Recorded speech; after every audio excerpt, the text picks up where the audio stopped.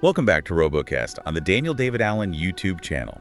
You know me, I'm your host, and always ready to jump into a new mystery. And I'm the AI co-host here, always ready to crunch the data and connect the dots. Right, and speaking of mysteries, there's one that's been kind of swirling around, especially with the recent, you know what they're calling it, a political shift in the U.S.? Oh yeah, with that party that's making waves. The one influenced by, what is it? Christian nationalism. Right, Christian nationalism. That's the one big splash they made in the elections. They did.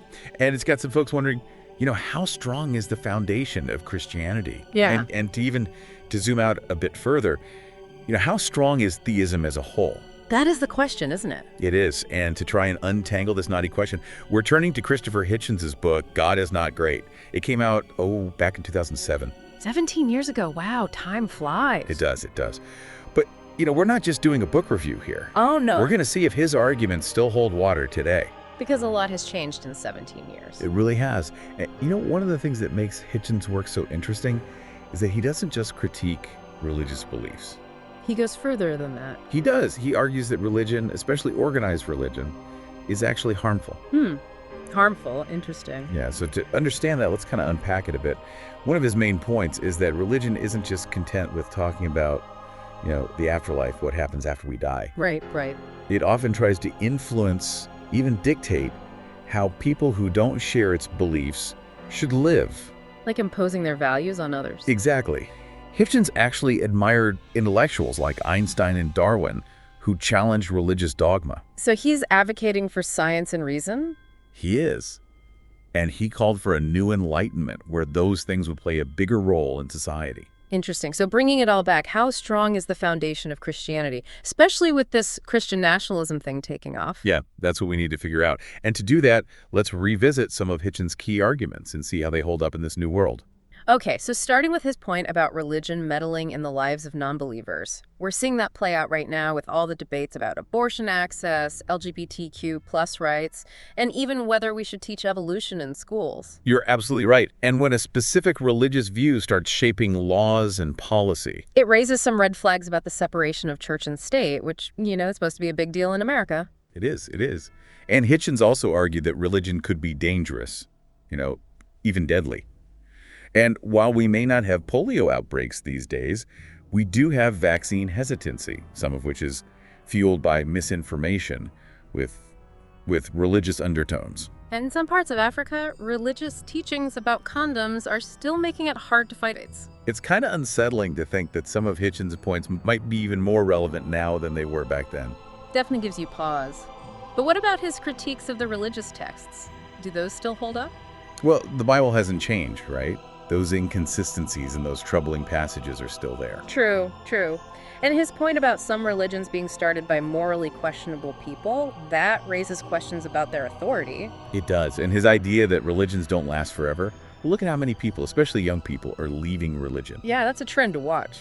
It is. And then there's that whole argument about atheists doing bad things. Well, it's still going on. But as Hitchens pointed out, religion has been used to justify awful things throughout history. While anyone can twist any idea to fit their own agenda, you have to wonder if religion sometimes makes it easier to justify violence or intolerance. That's a tough one. But I think Hitchens really makes us think about skepticism and critical thinking, especially when religion and politics get mixed up. Totally agree. And his call for a new enlightenment where decisions are based on facts and logic, that seems super important right now. It does, with all the misinformation and division out there. So, back to our original question. How firm is Christianity's foundation, really? After hearing all of this, it seems like it might not be as solid as some people think. Hitchens' arguments, even though they're controversial, show us some serious cracks. Especially with what's going on politically.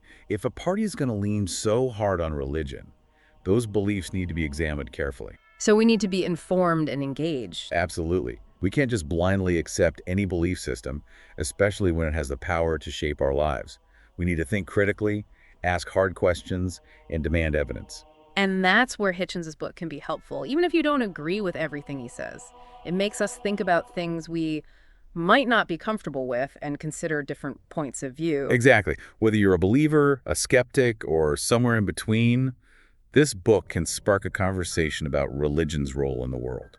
It looks like Christianity, and maybe theism in general, is facing some serious challenges in the 21st century. Challenges from science, from reason, and maybe most importantly from within. Lots to ponder. It is. Yeah, it really does feel like some of Hitchens' ideas are hitting closer to home these days, especially when you look at how this whole Christian nationalism thing is playing out in politics. Right, right. And for those who aren't totally sure what that even means, let's break it down. It's basically this idea of, merging Christian beliefs with being American, saying that America should be ruled by Christian principles. Yeah, and that raises some eyebrows when you think about the whole separation of church and state thing that America is built on. It does. It does. And this goes right back to what Hitchens was saying about religion trying to control the lives of people who don't believe the same things. We see this happening with all these debates about abortion, LGBTQ plus rights, even what kids learn in school. He brought up some pretty intense examples in his book, too. Like in some Muslim countries, women have to wear veils, and in some Christian communities, people are shunned or discriminated against because of who they love. And we see echoes of that here in the U.S. today. Yeah. Some of these Christian nationalist groups are pushing for laws based on how they interpret the Bible, even if it steps on the rights and freedoms of others. So even though Hitchens wrote this book almost 20 years ago, it feels like he's talking about stuff that's happening right now. Yeah, it's kind of wild. Yeah. But remember, Hitchens didn't stop at saying religion just tries to influence things. He said it could be straight up dangerous, even fatal. He did use some strong examples to back that up, like the Catholic Church's stance on contraception in Africa, which he said helped spread AIDS. And he talked about how scientists and intellectuals have been persecuted throughout history. Galileo being a prime example, condemned by the church for saying the earth revolves around the sun. Those examples definitely make you think about how religion has sometimes held back knowledge or even caused real harm. It kind of flips the script on the whole religion is a force for good idea, doesn't it? For sure.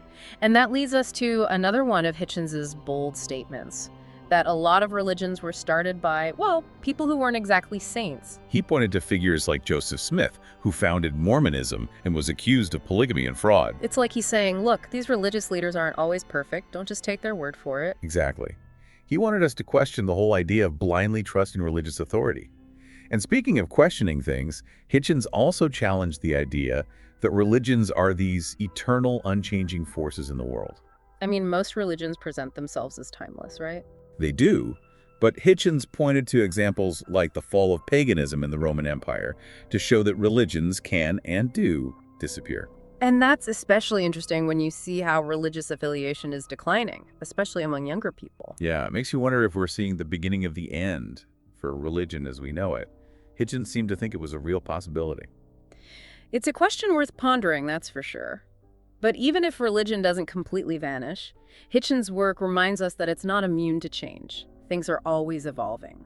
One of the big takeaways from all of this is, don't just believe everything you hear. Be skeptical. Informed skepticism, right? Exactly. Don't just accept things blindly, whether it's religion or politics or whatever. Ask questions, look for proof, and be open to changing your mind when you learn new stuff. That's so important these days, We're just drowning in information from all sides. It's easy to get swept away by all the opinions and ideologies out there. It is. It is. Hitchens would say it's more important now than ever to sharpen our critical thinking skills. Be smart about the information we consume. Right. We need to be able to tell the difference between facts and just made up stuff. Logic versus emotions, real evidence versus wishful thinking. It's not always easy, but it's crucial if we want to make good decisions, both for ourselves and for society. I agree.